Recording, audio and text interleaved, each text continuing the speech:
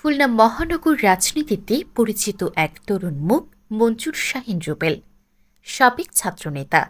বর্তমানে খুলনা মহানগর স্বেচ্ছাসেবক দলের যুগ্ম আহ্বায়ক হিসেবে তিনি দীর্ঘদিন ধরে সাংগঠনিক ও সামাজিক কর্মকাণ্ডে যুক্ত আছেন।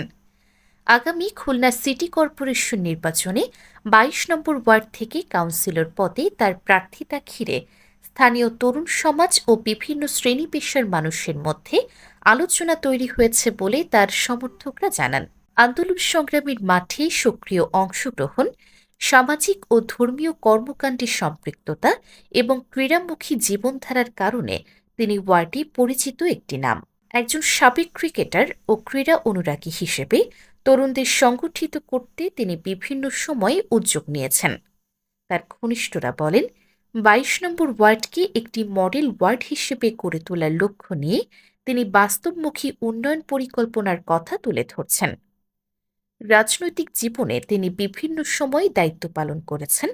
সাবেক সদস্য সচিব, সদর থানা স্বেচ্ছাসেবক দল, সাবেক আহ্বায়ক ২২ নম্বর ওয়ার্ড ছাত্রদল, সাবেক সদস্য ২২ নম্বর ওয়ার্ড বিএনপি, সাবেক যুগ্ম সাধারণ সম্পাদক খুলনা মহানগর ছাত্রদল, সাবেক সহসভাপতি সদর থানা ছাত্রদল।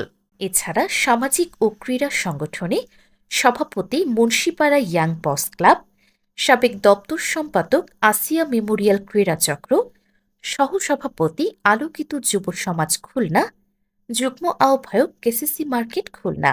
পেশাগতভাবে তিনি ইট, বালু ও আইটি ব্যবসার সঙ্গে যুক্ত এবং ঠিকাদারি কাজেও সম্পৃক্ত রয়েছেন।